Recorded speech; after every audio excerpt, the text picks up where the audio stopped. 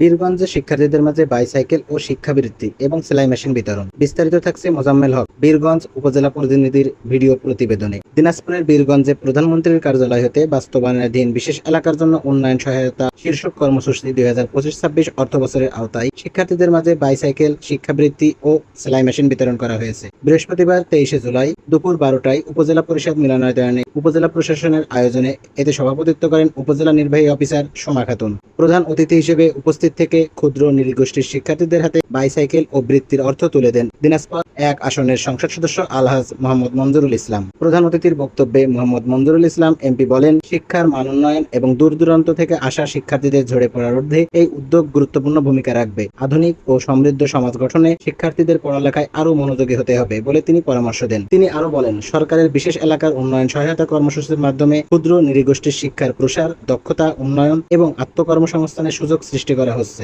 শিক্ষা ও কর্মমুখী প্রশিক্ষণের মাধ্যমে তাদের জীবনমান উন্নয়নকে সরকার নিরলসভাবে কাজ করে যাচ্ছে। এ সময় উপজেলা সহকারী কমিশনার দীপঙ্কর বর্মন, উপজেলা সমাজসেবা অফিসার মোহাম্মদ তরিকুল ইসলাম, উপজেলা প্রকল্প বাস্তবায়ন কর্মকর্তা মোহাম্মদ আহসান হাবিব সরকার, পৌর বিএনপির সাধারণ সম্পাদক মোহাম্মদ নমিরুল ইসলাম চৌধুরী সেনা, উপজেলা বিএনপির যুগ্ম সাধারণ সম্পাদক মোহাম্মদ শওকত জুলিয়াস জুয়েল, উপজেলা যুবদলের সদস্য সচিব মোহাম্মদ তানভীর আহমেদ চৌধুরী, উপজেলা ছাত্র বিষয়ক সম্পাদক মোহাম্মদ শাহজাহান সিরাজ স্বপ্ন ও পৌর যুবদলের সদস্য সচিব মোকাররম হোসেন চৌধুরী পলাশ সহ স্থানীয় গণ্যমান্য ব্যক্তিবর্গ উপস্থিত ছিলেন। শেষে প্রধান অতিথি শিক্ষাবৃত্তি হিসেবে প্রাথমিক বিদ্যালয়ের 99 জন শিক্ষার্থীকে 3000 টাকা করে, উচ্চ বিদ্যালয়ের 50 জন শিক্ষার্থীকে 5000 টাকা করে ও কলেজ পর্যায়ের 40 জন শিক্ষার্থীকে 7000 টাকা করে এবং 30 জন শিক্ষার্থীর হাতে একটি করে বাইসাইকেল তুলে দেন। এছাড়াও সেলাই মেশিন বিতরণ করেন। নিউজ ডেস্ক, দৈনিক ইনসাফের চোখ।